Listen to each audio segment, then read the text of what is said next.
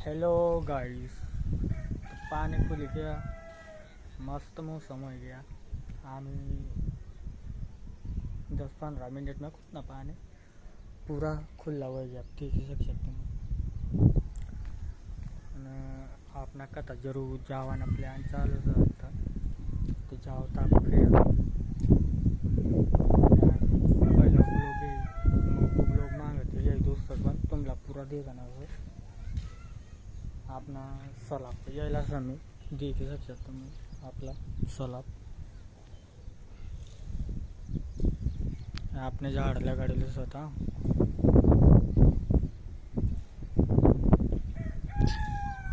देख सकते तुम्ही पाणी पूरा खुली जायचं हवा भी जबरदस्त चालू आहे।